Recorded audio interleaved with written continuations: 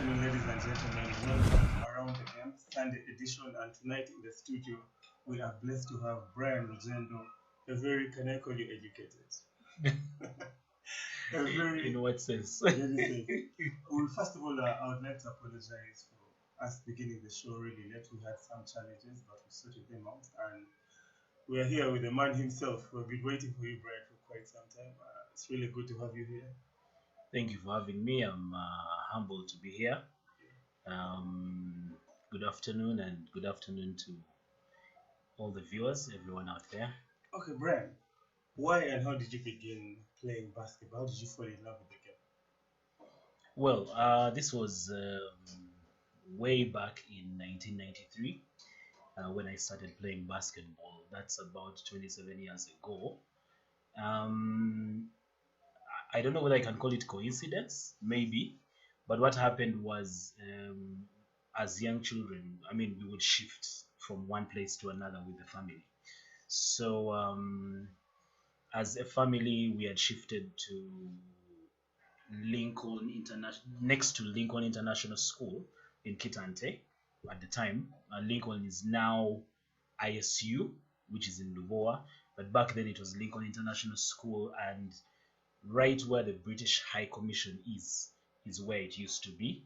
And we were residing, our home was sharing a boundary wall, hedges, but sharing a boundary with Lincoln International. And that's where Charging Rhino used to train from. They had a very good structure as a club because it was Rhino Athletics Club. They had the Charging team for the men, they had Amazon Rhino for the women, they had Young Boy Rhino, which was the junior rhinos, then they had Microsoft Rhino, which was the very, very young kids, 12 and below. At that time, I was about 9 years old, 93. So, I mean, one of these days we were playing soccer at the back in the compound with our neighbors and a number of other people, and then we had balls bouncing and people shouting. So we went and peeped through the fence and saw basketball guys. So at some point we said, you know what, let's go and see what this is about. So we're climbing on the fence over the gate of Lincoln International, and I remember it was a gentleman called Andrew Biekwasu, AB, who called us as kids and said, no, come in, we have a kids program, and we saw some kids bouncing a ball here and there. So we were introduced to the program that way. I was my younger brother, Manzi Julian, and we saw also some friends of ours that we knew as our neighbors, as our new neighbors. Alan Taoda was one of them. There was Dennis Akena. There was another young player called Mark Ntale, if I recall well. There was one of our players who's just lost his life recently, I think this last week, Olwen Michael, rest in peace. He was also, around there at the time. We saw, I mean, it was quite an experience, but that's how we got to love the game. We had, of course, good inspiration from the senior players, but at the time it was more of a mentorship scheme in Charging Rhino, where the Charging Rhino players were coaches they had their own coaches. So the coaches to those players in the senior team were now coaches in the Young Boy Rhino. Then Young Boy Rhino players were coaches in Microsoft Rhino. So our coaches, while learning the game, were coaches like Albert Achiko, like Mande Juruni, like Aaron Ochamringa at that time. I remember Chris Ochamringa as well. Ronald, let's call him Mafso. I keep forgetting his other name. But yes, the inspiration, that Robert Damages were there. Sylvan Kaboha as well, who was playing on the senior team. Humphrey Akiza. So yes, that's where the passion began. And since then, I mean, we've never looked back. Okay. So if you can take us back once again, can you please tell us about your basketball history? Okay. Well, like I've said, I started playing basketball in 1993. Um, I mean, I've been through quite a journey, I must admit. But I mean, since there's too much to talk about, I'll just maybe be brief and say I was in primary school then. Then I joined Chivuli Secondary School for my O levels, where I played, of course, for the school team. Right from my S2, actually from my S1, I joined the school team straight away, but I was still a young kid, so I was carrying the bags for, the guys, the Andrew Tendos and the late Jabba Kawesa Dawood, and a number of other players, Jasu Julius, who went to the US, um, Eddie Chizito, Eddie Monde, if you remember him. Um, yes, then in my S2, I remember I officially joined the school team. We went for Sprite Schools Championships. That was 1998 in SMAC, and we reached the finals of that championship and played Kitante Hill in the finals. We lost to them, but as the youngest player in that tournament, but I actually got some playing time as well. Our coach at the time was Donan Biawazaire. Um, I don't know if he remembers all this, but yes. Or if he remembers that I was one of his players at the time, and fortunately, Donan was also part of the Rhino, the Charging Rhinos project before, so he kind of already knew me. When he came to Chibuli, he already knew me as one of the young, kids coming up and all. Um, A level, I went to Nambiliango College, played basketball there as well.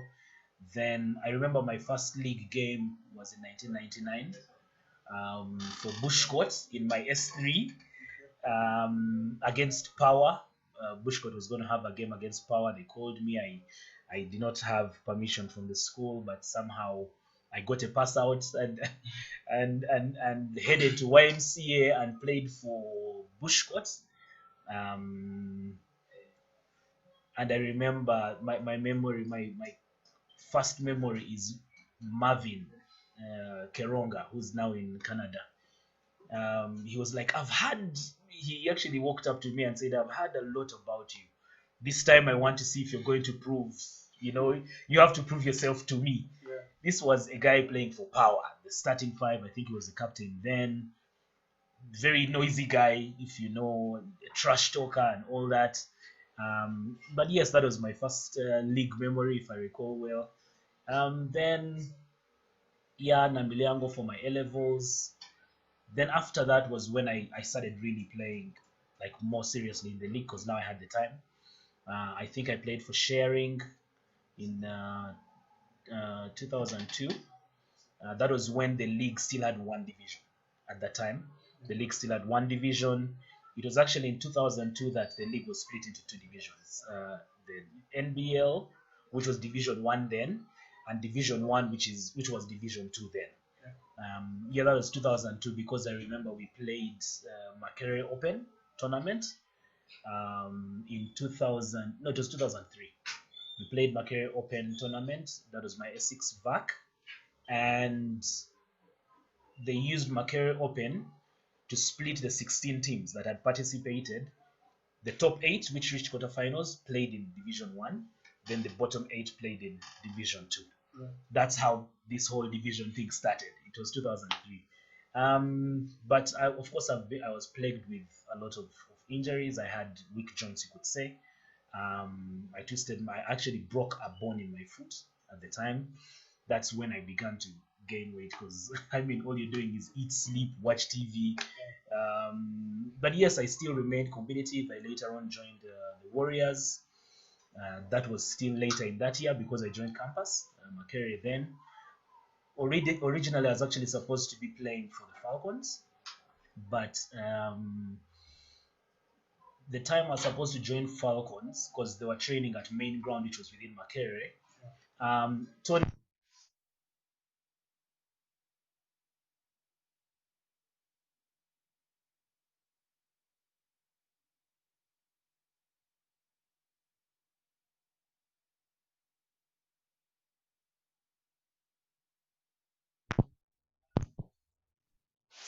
they had breaks in their lectures. They would have and then the next lecture is midday to 1. So Stephen Okias would come to my room in the hall to relax a bit. So he asked me, but Brian, you want to play? Why do you want to play for Falcons? And I said, it's convenient, it's here. Then he said, but we've lost a player. Tony Oluka, who's our point guard, has gone to Falcons. How about you come to Warriors and replace him? And I said, fine, that's an opportunity. So I joined Warriors. Warriors had never made the playoffs then. By the time I joined, because at the time playoffs were top 4 teams, it wasn't up to 8. So I'm proud to say I was the point guard that helped take Warriors to the playoffs for their first time. But yeah, it's been quite a journey. I started coaching in 2004. I was coaching and playing. I was actually a captain and coach for the Makerere team. What happened was we were supposed to go for the East Africa University Games in Nairobi, and we didn't have enough funds. So we were asked by the Games Union to either take 10 players or 9 players plus a coach. Our coach at the time was Coach YY. But as a team, we sat down and the players said, you know what, let's go as 10 players rather than going as 9 with a coach. So I automatically, being the leader of the team, had to assume the responsibility of coaching the team as well. So as a player, I was the captain, and I was also the coach. And it so happened that the ladies team did not have a coach as well, so I was coaching both the men's team and the ladies team. The Sparks at the time, but still the Sparks.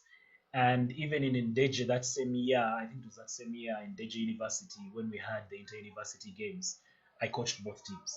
And we actually won both titles, both championships, inter-university championships. That was 2004. So I've been a coach since then, traveled a bit for further studies. I did my master's in the UK in real estate. I'm a land surveyor by profession. That's what I did for my bachelor's, and my master's in real estate and property management, which I also practice professionally. But basketball obviously is my passion. So yeah, it's been a journey. When I went to the UK, I was playing for the university team, but coaching the other team, the second team. I was also coaching the ladies team at the same time. So it's been quite a journey. Fortunately, in 2015, I became the president of the Coaches Association, Uganda Basketball Coaches Association. Till now, I did one term till 2019, and now I'm in my final term till 2023. Well, that is about playing and coaching. I then went into management as well. 2016, I started a club, Tropical Royal Sports Club, which basically encompasses a number of elements. One being a basketball team, Tropical Royals basketball team.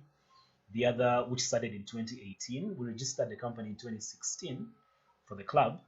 Then 2018 was when we started the team, the league. We took over Giants Thomas, which was owned by Johnny Mapesa. He got a good contract, or he got a contract with Ndeje that involved education and things like that. So I took over the team and rebranded to Tropical Royals basketball team in Division 1. I know you'll ask me what happened between that time, 16 and 2018. I was studying sports management because I'm a believer in science. I'm a believer in research. I'm a believer in what has been going on now, what are the challenges, what needs to be done better, how can we do things professionally. So I had to go through these courses, the SAC, Sports Administrator Certificate, ASMAC, which is a diploma of both International Olympic Committee, then, a number of things, then Germany, So yes, fast forward to 2020, this year, at the beginning of the year, we started our academy, which is the Cub Royals Academy.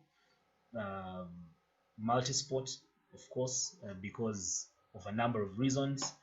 But yes, that's pretty much my journey, I could say. We have other products coming up as a club. Lady Royals, Elder Royals, Corporate Royals. There are a number of other products but they're all part of the Tropical Royals brand as a club. Okay. Thank you. So you've had quite a successful journey in the basketball world.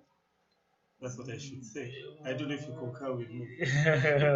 I believe I could have achieved much more if I didn't have the injuries. But yes, I'm comfortable. I'm okay. Okay. I'm So contented. are there any memories you would be like, I will never forget this. I treasure this most during my time playing basketball. Wow.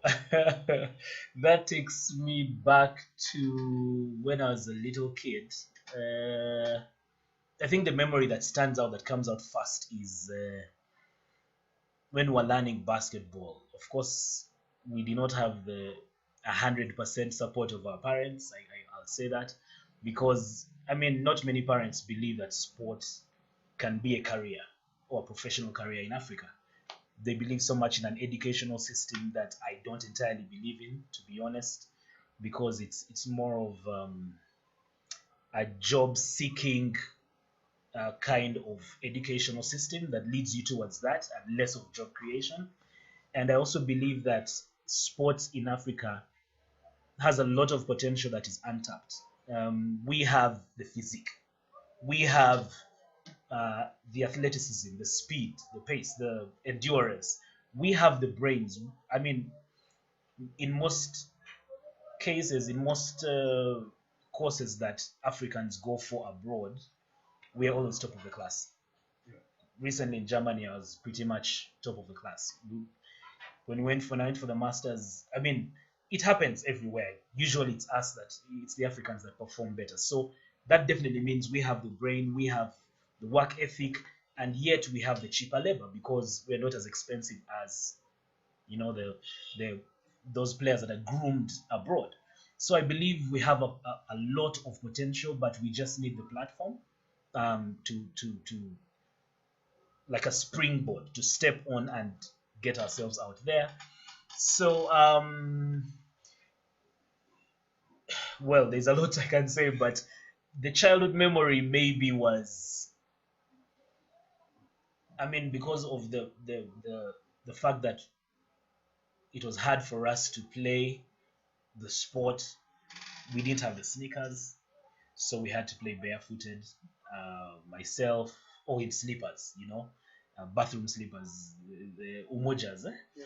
So it was myself, Alan Tawoda, my younger brother Julian Manzi, my elder brother Alan.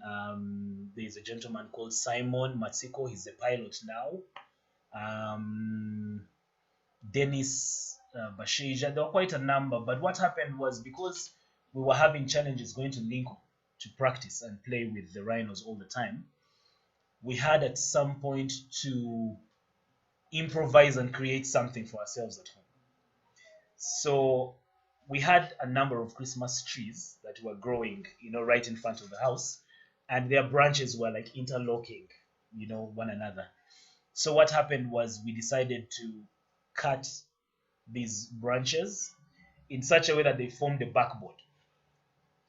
Then we got one of the old bicycles that we used to ride when we were younger, actually the neighbors, the Simons.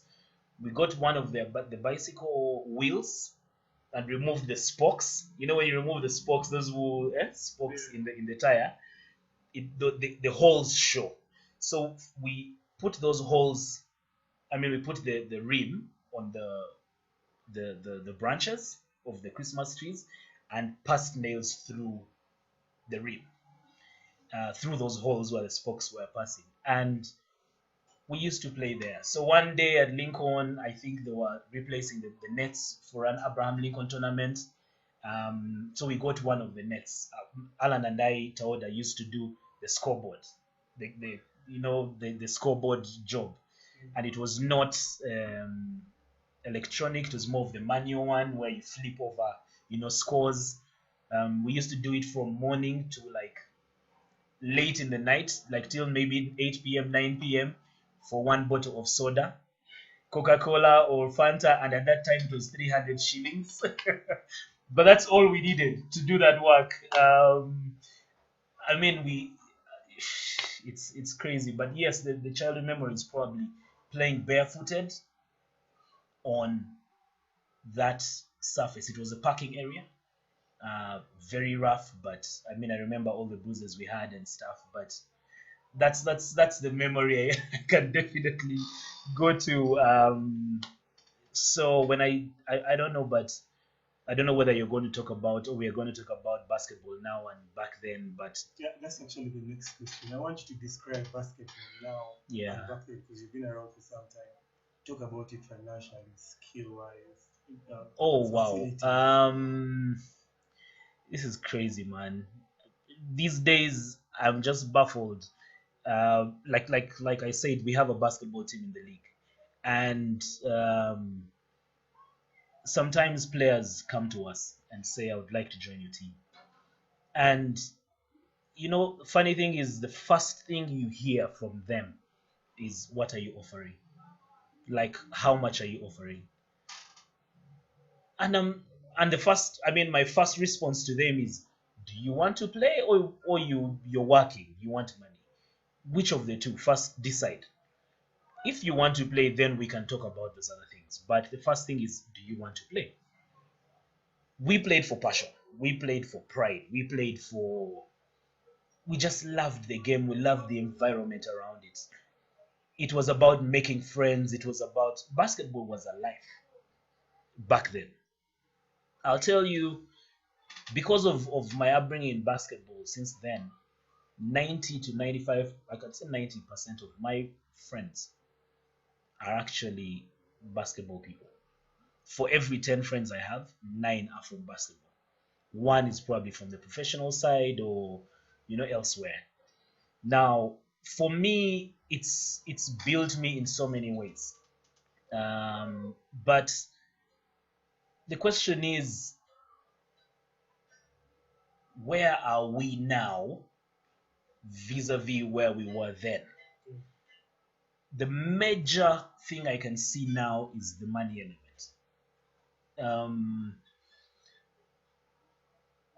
Basketball at the time was about passion and love.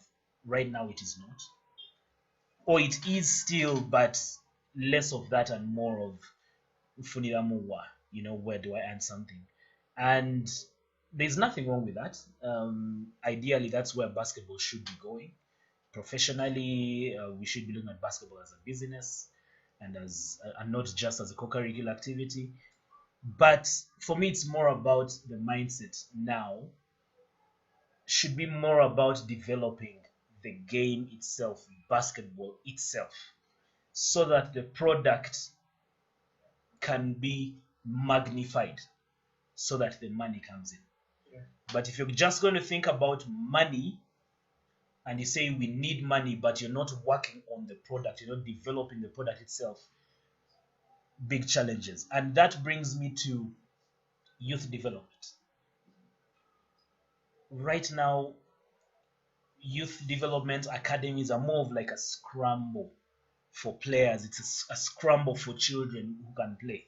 Yet we should be having basketball as part of a PE program in schools. It should be something major. Back then, it was. Because look at Sprite, for example. Sprite schools basketball championships, when they were happening, the league would stop. I don't know whether you're aware of that. Because 60-70% of the players in the National League were actually from high school at the time. Kitante Hill had the Bernard Mufutus. Stevie Norman. I remember Ginger College had the Norman Blicks, and the Kabojas had the Ken Balejisas. When high school was having Sprite, the league would stop.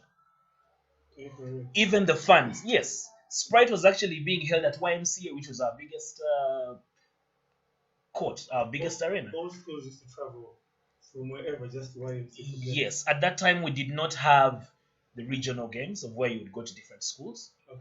At that time we didn't have the regional qualifiers. Those are things that came along the way. Sprite was just for Kampala teams. No, Sprite was open for teams. Okay. You register and you come and play. And you participate and compete. They would give you a deadline, you register. We would have Ombachi coming from the north. We had Manjasi. We had Katatumba Academy. There were quite a number of schools coming from around different regions of Uganda. But yes, those are probably the elements I can look at. Youth development was, I can't say youth development in terms of management and structure, but yes, schools basketball was crazy then. Right now, I mean, you can pick out maybe one or two players that have gotten out of high school and straight away jumped into, say, the NBL, which is the top division, and had an impact. In the last 5 years, you could probably pick out one or two. Honestly speaking, maybe Bale Fayed was just joined the university, UCU. Who else? Yes, but back then, Wilbur Dokecho, the late, was playing for SMAC and playing for Power, together with Braka Patrick. You would have the Odus playing for Makerere College, and they also Paul Odu playing also for Rhino in the league. You would have the Basaba Tonys. You would have the Humphrey Hakizas. You would have, I mean, the league would stop. The Dikembe and Mutombo, the twin brothers, the sons of the late Idi Amin, the former president, they were playing for Caltech Academy, and yet they were also playing in the league for Power. So, I mean, the Kalule Ronnie, that's the guy I was talking about, Mafso. All these guys, the Mandeji Ronis, were playing for Kitante Hill and playing for Charging Rhino. And at that time, I'll tell you, the biggest teams in the league were Rhino, Black Power at the time, which is what we have as Betway Power. It was Black Power at the time. There was Blue Jackets, Stevie Nomony and Mark Epelu were like the best players there, both in high school. What do you mean Stevie Nomony was the best player back then? He was among the best players. The best player, the best three players in Blue Jackets, if I recall well, when I was a kid, were, that was in let's say from 1998 to about 2000, not even before that. Let me say 94 to 97. Still in Blue Jackets, I had Chati. Vincent Chati is now a veteran, plays with Vijana. Mark Epelu, who now plays, I think, for Waze, Uganda, and Stephen Omon, he was young but very athletic, very energetic, very smart. I'm sure you guys have seen this Stephen Omon that is about to retire. I don't know whether you saw the real Stephen Omon who used to play down in the paint. Crazy. I don't think we've had a post player like him. Even the Malinga brothers can't match up Stevie Nomony. On the low post, I don't think we've had a player like Stevie Nomony before he went to Seychelles. Beast. I don't know. This guy was off the post, he was dunking. Off the low post, footwork, drop step, the things basketball no longer has right now. Right now in Uganda, there's only probably one player that I see who does these things, Stanley Mugera of Warriors. Yes, off the post, he at least tries some of the footwork. Soro tries, but I don't know, he likes the shot. He's more of a 4 than a 5, you could say. Stanley, of course, is undersized in terms of height, but physique is reasonably okay. But it's probably Stanley that I see in the league. The entire league, I'm talking about 62, 63 teams, where you're looking for a post player, and it's probably Stanley. And Stanley is not even comparable yet to Henry Malinga. And Henry Malinga was a level, maybe because he was younger than Stephen Omon. But when Stephen Omon traveled to Seychelles and to play professional, is when Henry Malinga also sprung up. He took over the platform. He took over. Eric was also good with the footwork and post plays, but he was also more of a 4, more of a stretch shooter, or stretch 4. So, man, I don't know. There's so much to talk about. Okay. So let me get into your coaching career. Yeah. You love coaching. You are a coach. Yes, I am. And here you talk about Stephen Omon like this. I remember three years ago, you're a coach of Falcons and you happened to coach Stephen Omon. 2016. Yes, that was 4 years ago. Yes. Yeah, you happened to coach Stephen. Yeah, my second time to coach him. So tell us because I coached him before in 2009, 2010 in Miracle Basketball. I coached Stephen Omoy then. Yes, second state. Tell us about your coaching career. What inspired you to begin coaching and the couple of clubs you've managed so far? I think I've already mentioned how I started coaching. That was when we had a deficiency or a challenge in the basketball team when we were traveling to Nairobi as the Makerere team. I became a coach. Then we were the best performing team in Nairobi from Uganda because we got bronze. But the two teams that made the finals were Kenyan teams, USIU and University of Nairobi Terrorists. That was 1 and 2. So Makerere was the third. I remember we beat Nkumba University in the bronze medal game, which had the Norman Blix at the time. I remember we played UCU. This is 2004. Along the way to getting that position, but of course, getting some success as a coach motivated me. Like I said, we were champions of the inter-university games. In Ndeje, that was 2004, 2005. We actually won the inter-university games 2004, 5, and 6. And at that time, I was captain and coach. Plus, of course, the fact that I could not play so much because of the injury bit that I mentioned, as well as twisting my ankle, or I had surgery in my knee, because of an injury while playing the UK. So that was one of the things I was like, if I cannot play that much because of these injuries, I have a lot of basketball in my mind. Can I transfer it to other people? Can I help somebody else who might be in a better position than I was when I was younger and probably can have a better future than I did in basketball, than I can in basketball? Plus, of course, I have my own career. Like I said, I'm into real estate, I'm into surveying, but there are so many people out there that have the talent, that have the skill or the ability or potential, but do not have the right knowledge and skills. This thing of academies is probably as old as 3 years, maybe 5 years. Even the biggest academy right now, iHoops, I don't think it's 5 years old yet. So what happened between 2015 and the time when Junior Rhino had when Rhinos had that project? 1997, 98 was pretty much when it died out, you could say. What happened in those 15, 17 years? We did not have these projects for young children and all, and for me that's been my passion. How do I help somebody else benefit something? There are kids who can go to school because of sport. Maybe they cannot afford school fees, but this can be a platform for them. So it was more about how do I give back to the game that I love, and coaching was my calling. There are so many other ways you can do it: management, teaching, life skills, which we all do in the academy, but for me, coaching was my calling. That's what I believe. Okay, I think you are a successful coach, because clearly you're the president of the Coaches Association in Uganda. Yes, I am the president. Thank you. So tell us about the Coaches Association in the country. Yeah. Because you're the leader. I believe you're the best one to tell us more about it. Have coaches developed after the Coaches Association?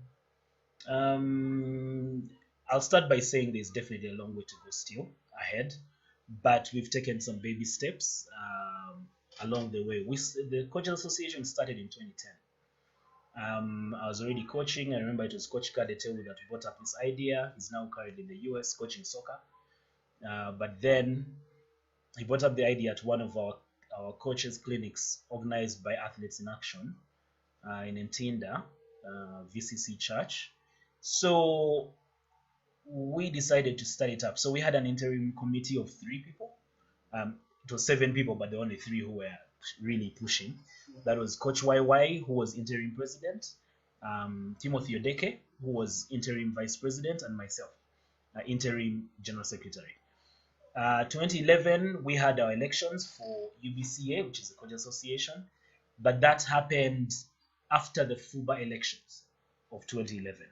So Coach YY, who was our interim president for UBCA, decided to run for VP Technical, for Vice President of Technical and Competitions at FUBA, which is Mother Federation level, and he won.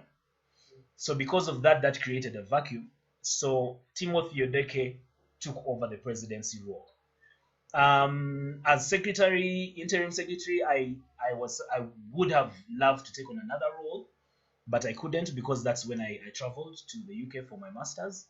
So I only remained as a board member, but the other members that took on the responsibilities. The term was 4 years. So in 2015, Timothy came and talked to me and said, Brian, I know you've done a lot, you've learned a lot from the UK, because I also did some coaching courses there. Can you help us take over the responsibility? I'll take over general secretary. And I said, fine, I'll as long as you're not leaving, as long as we can work together. So I stood for the position as unopposed and took over the presidency of the Coaches Association. And since then, I can say we've tried to progress. So far, since 2011, in 2011, we had a course, the coaches course in Lira. But until 2015, we pretty much had only refresher courses, none from FIBA, none was international. But in 2015, our new executive pushed hard, and we had one coaches clinic then, which was a module 1. Then in 2016, the following year, we had 2 coaches clinics. I'm talking about FIBA international coaches clinics. We had 2 in 2016. 2017, we had 2 as well, module 1 and a module 2. Then in 2018, we had 4 FIBA courses. Now these are the level 1 courses, because now level 1 took over module 1 and module 2. So the current international standard is level 1, level 2, level 3, then instructor's course. So we had to all go back to level 1, all countries. So we did level 1, 4 courses, 2 in Kampala, 1 in Mukono, and 1 in Mbarara. Then last year we had another 4 from FIBA as well. So of course this year we've had only online courses. We've not yet had the physical ones because of the COVID, but yes, the one plan. So I think there is some level of growth. 1, 2, 2, 4, 4. I think we're trying where we can. We've built a database for the coaches. At the time in 2015, when I became president, we had, I think, 23 or 24 registered coaches as UBCA, and now we have, the last I checked, there were 283 coaches, including yourself. So I want to believe that there's been some growth on that front. We need much more capacity building. We need more of the follow-ups, to these clinics. How do we follow up and see that coaches actually practicing what they're learning? Monitoring and evaluation assessments and things like that. There's definitely another long way to go. Many people just wake up, and after playing, they just wake up and I want to coach. Yeah. I can tell you that the best players do not necessarily make the best coaches. They might have all the information, they might have all the knowledge as players, but what matters is, 1, are they teaching the right content to the children? And 2, how are they passing on these messages? A coach is a teacher. That is why players look up to coaches so much. They look up to them, and you're a coach, but you end up being a big brother, a guardian, you could say, a caretaker, a mentor, a role model. There's so much. Many players want to be like their coaches because they spend a lot of time with them. They spend more time sometimes with their coaches than with even their family. Yeah, it happens a lot. So you'll find, for example, adolescents in that age when they're growing up, they need advice. They need mentorship, relationship advice. They need adolescents, as they're growing up, they need just the normal basic life skills, but they also need adolescents training. you are likely to face XYZ as you grow. How do you deal with it? And I will tell you that these are things that are not taught in school. They're not part of the school curriculum. And parents rarely have time for their kids. Exactly. And parents do not have, many do not have the time because kids are in boarding school during that adolescence time. Or if they do, they even fear to embrace it and talk about things like menstruation to the girls. Things like how do you deal with peer pressure? How do you deal with young boys? And now these are related to things like early child pregnancy and all that. And I'll tell you that a player will come to me and say, Coach, I have a problem. There's this boy that likes me or claims to like me and blah, blah, blah, blah. And you're handling things that are outside basketball, So I believe that for us to be in that position and handle that position right, we also need a lot more training than just basketball.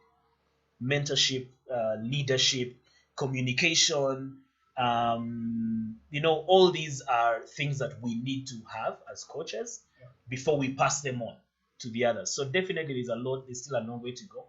I can't say we've been 100% successful, but yes, we've taken some steps, and hopefully we still have some time and some more steps to take. Okay, so you recently opened up a sports, you called it something, the Tropical Royals, you call it a sports club? The academy. The academy. The academy. The academy is an element of the club. Okay. That is the Cub Royals Academy. Everybody knows it as the Royal Cubs Academy, but we're in the process of rebranding to Cub Royals rather than Royal Cubs. Reasoning is we want to maintain a brand consistency. Okay, tell us more about the club. Okay. Maybe let me first go to that. Like I said, the brand is Tropical Royals Sports Club, but the main element is the Royals, the part of the Royals. Yeah. Reasoning is, if for example we got a corporate sponsor or partner eventually who are looking for naming rights, say I'm taking a bottle of Renzori, say Renzori Royals, we would probably put the Tropical a bit to the side and maintain Royals. So we want to maintain a brand consistency throughout the club.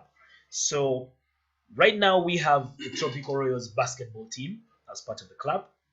We have the Cub Royals rather than Royal Cubs Academy, which started this year in January. It's multi-sport. Maybe I can talk about that in this segment, but yes, it's multi-sport. Then we have the new concepts that we are rolling out anytime soon. Lady Royals, which is not specifically a basketball team like many others like Lady Bucks and Lady Jills, but it's a product specific for the parents of the academy, but specific for the ladies. Ladies have special needs. They have certain things that they subscribe to or that they aspire for that the men do not necessarily do or do not necessarily take seriously. So the other elements of the CSR and all that will come in when we're doing the Lady Royals, but still they'll have the sports element, which is the aerobics and all these other activities that we have. Then we have Elder Royals, which is now for the veterans, the really older people. We want to reach out to them through sports and give them something to live for. Many people after retirement age just go home and sit and they're doing nothing. Many of them are suffering from non-communicable diseases, the diabetes, pressure, all these, and high blood pressure. How do we get them to network and still work out? How do we use sport to enhance health, to enhance communication, to enhance networking? That is what this whole thing is about. Now, the reason the academy is multi-sport, because we were having this discussion sometime back, is because we want to create a platform for children to express themselves and to be identified the right way. One, most of the children in basketball are there because maybe their parents wanted them to play basketball. But what if this child ends up having a passion for volleyball or for football? That's one. Number two, what is their growth pattern like? You might love basketball for your child, but this child will probably never go above 5'10". Yes, they can still play the point guard role or other roles on the court, but they're not going to be favored for that position in the future because we'll soon have 6'4", 6'5" kids playing point guard role, you know. Then also, even if a child ended up choosing to play basketball eventually, which is from, in our academy, it's 13 and above where they specialize, because we have under 8, which is 4 to 8, 9 to 12, 13 to 16, 17 to 20. Now from 13 onwards is when we start trying to specialize the children into particular sports based on things we've studied from when they were younger. Now, reasoning here is a child who has played multiple sports at a younger age, by the time they get to 13, 14, 15 to play basketball, they are going to pick up qualities from those other sports. A child who has played football, even if they chose to play basketball only, they will have better footwork on the basketball court than one who just played basketball all the way. A child who played volleyball earlier on at the same time will have better reflexes, better lateral movement, better anticipation than those that played basketball all the way. A child who plays chess, because we have board games as well, so we're talking about both body and mind. A child who plays chess usually is good at strategy, will think ahead of the team, will be thinking 2, 3, 5 moves ahead of everyone else. You always, imagine you have 5 chess players playing a game of basketball on one team. They'll obviously be smarter.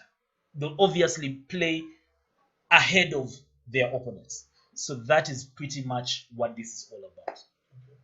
So you are no longer a player. That's all. You're into coaching and management. Okay, So- I play a bit, but That's what I want to find out. How do you keep fit? How are you still involved in play? okay, thank you. Right now I play veteran basketball. Okay. I was once a member of the Wazee Uganda team. We used to travel and go to Rwanda, and also play here within the country against No Country, another basketball team for veterans. But when I started the Tropical Royals project, I felt that there were so many retired players that wanted to have their kids in our academy, but they did not have that platform for them to also play. Because, like I said, I love to study things. I love science, I love to study, I love research. When we were starting the Tropical Royals project, I studied all the academies in Uganda. Football, basketball, all of them. 2 things that stood out that made us choose the direction we are taking. One, all of them were unisport, one sport. And because of the reasons I've given you, we decided, no, let's open up the platform. Basketball is our major focus, is our main sport, but it doesn't hurt to have all these others, for the children. Secondly, all other academies did not have activities for the parents. So parents either come, drop the kids off and go away, or come, leave the kids there working out, and they're sitting on the side reading a magazine, reading a newspaper, watching the kids. So I said, these parents also need to work out, because after this, they're going to want to go to the gym. Drop off the kids at home and then go to the gym Saturday, Sunday. I said, why not actually involve the parents there and then? So we do stations and rotations. While a certain age group is doing basketball, another age group is doing chess, another age group is, we keep, and then they do rotation so that they get a bit of everything. Now, for the parents, when the kids are not on the basketball court, parents are using the basketball court. Parents are using the football pitch when it's available. When the children are on the main sports, parents are doing board games. They're doing chess, Scrabble, Monopoly, mainly the games that work the mind, but there are also opportunities for parents to get to know one another. I am a land surveyor, And I've met a lawyer along the way from the academy. We were playing Scrabble, and I found out so and so was a lawyer. So and so was working for a certain company, a bank, Absa. And I said, but I know that by creating this network, I can benefit something from so and so, and they can benefit from us. The lawyer can benefit from my surveying services, and I can benefit from them getting me business. Things like that. So I said, why not create a platform for the parents to also be able to work out? Now, because of that, there was a certain crop of veterans coming in, and I felt, you know what, why not have this and actually consolidate it as a team? So that gave birth to the Marafiki basketball team, which is the veterans. We're not calling it Marafiki Royals yet. Marafiki means friends in Swahili, but that's pretty much what it's about. We have quite a number of players. We have the Carol Biserekos, we have the Ronnie Muteris, the coach, we have Steven Ambrose, we have, let me see, we have quite a number of players. Anto and Antonio, we have Baldwin, Okello, we have quite a number. And very soon we have a league that's coming up, which is for veterans, which we're planning as the Marafiki, and the Royals will definitely be part of it. But we're planning a veterans league, and it will be community based, not club based, because we want to reach out to the community. So it will be Kansanga versus Wandegea versus Luzira, versus Entebbe versus Gulu. That's the kind of thing that we are looking forward to.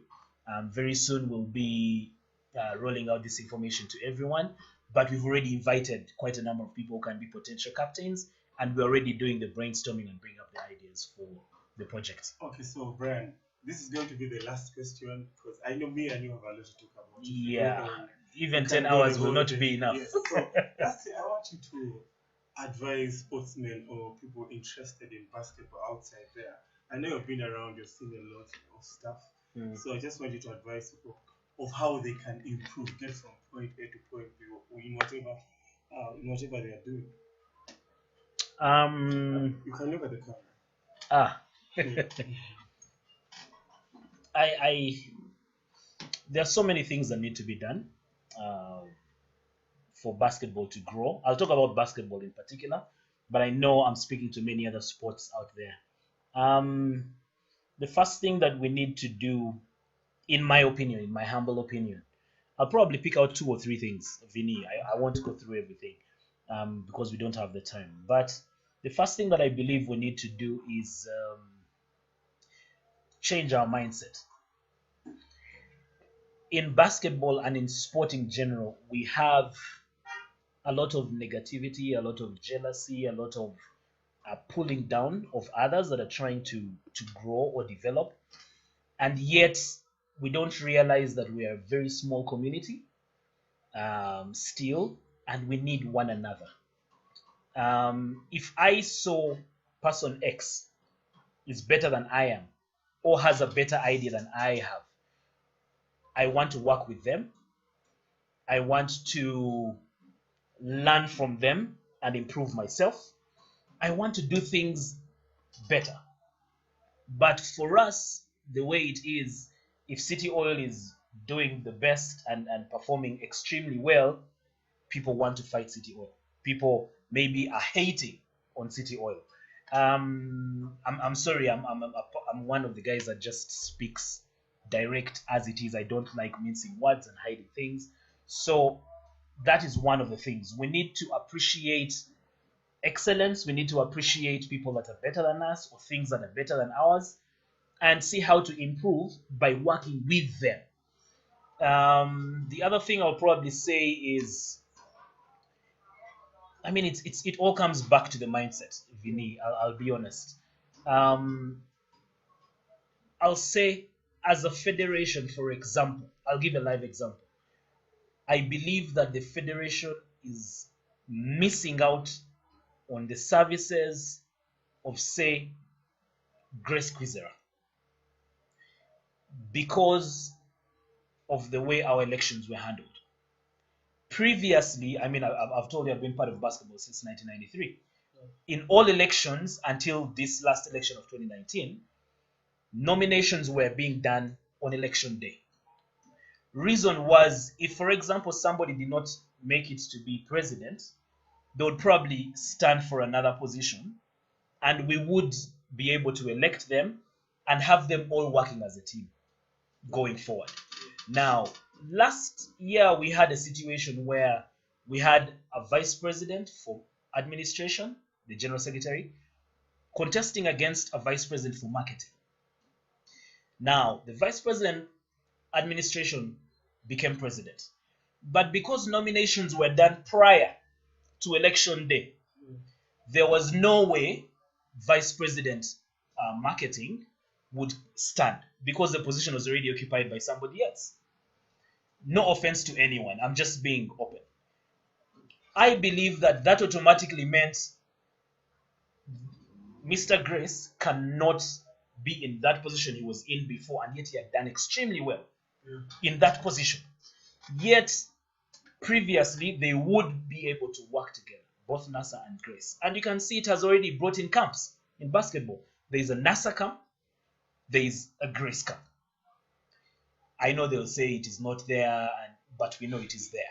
If you have 20 professionals and you split them down the middle, 10 professionals on this side and 10 professionals on this side, whichever side wins, you're going to miss out on the professionals on the other side.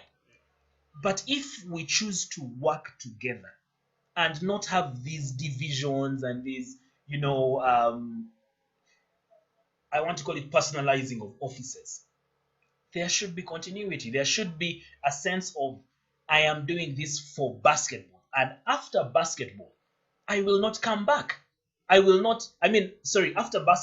I leave, basketball will continue. I was saying I'll not come back because this is my second term as president of UBCA, and my term ends in 2023. The constitution of UBCA says the president can have 2 terms. There is no way I will come back for presidency. Some people have already been telling me, no, Brian, stay, do this and that. I'm saying, no, I can't. Same thing Ambrose did.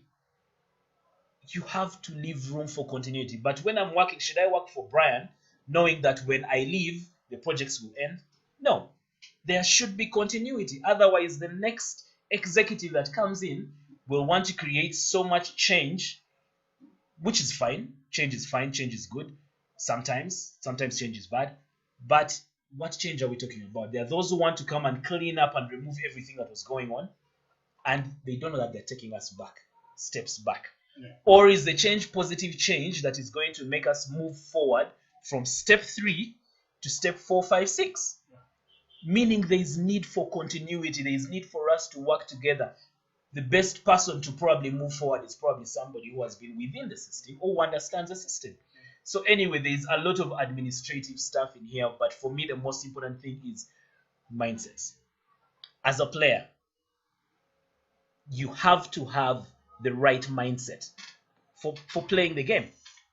As a coach, you have to have the right mindset, because those are things that will make you appreciate what you're supposed to do and who you're supposed to do them for and how to do them as well. If you're a manager, if you're a leader in any sense, the mindset is the first thing. You have to think outside yourself. Think, before I do this, what would the other person think, the person that is receiving what I'm doing? For me, that's pretty much it. We need to have a positive vibe. I remember Lugude was talking about it, Isaac Lugude, LK4, in his interview with Asha Komgisha, one of his previous times. He talked about hate and about jealousy and all that, and I believe it. Because for every positive step Isaac Lugude took in enhancing or promoting his brand, there was, if you saw a post about him, Big Brother or whatever, but in the basketball circles, if you saw a post, out of every 20 posts, 3 or 4 were good. The other 15, 16 were actually hypocritical or sarcastic or negative in a sense, but quoted as good. I think you understand what I'm talking about. So at the end of the day, for me, the mindset really matters, the heart. What are we doing this for? Basketball will be there. It was there before Brian. It is there with Brian. It will be there after Brian leaves. And that's the same for every one of you, whether it's basketball or any other sport. So think wider, think for everyone, and be original. I don't see why I should copy you. But I can learn from you. Pick whatever has made you better than myself. Customize it to meet my needs. And then apply it in my own setting.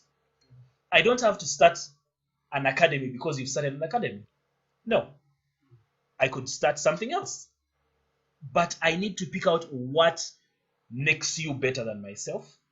How do I learn? How do I work with you? How do you teach me? The other question is, are you, who is better than I am, ready and available to also teach me? And I'll tell you that in my case, yes. I am ready to help everyone, to talk to anyone, to teach. I am very open. On the other hand, whoever is better than I am, I also want to learn from them. Learning never stops. It begins at birth, ends at death. Every day is a learning day. Even that little kid who comes from my academy at the age of 4 years old has something to teach you. You will learn something about them. Okay. So that's pretty much it. Anyway, ladies and gentlemen, thank you so much for being here with us. That has been Around the Game Sunday edition with Brian Rugyendo. I'm sure we're going to invite you very soon and continue with this. Yes, I'll be humbled to be here. Thank you so much for this opportunity. Thank you, all the viewers, for keeping with us. Despite the technical glitches and all, but at least we've had the show. I'm humbled to be here, and I'll definitely look forward to being invited again. Yes, and thank you, Vinnie. Stay safe. COVID is real. Of course. That has been Around the Game. I'll see you again on Wednesday. Have a good night and remember to subscribe.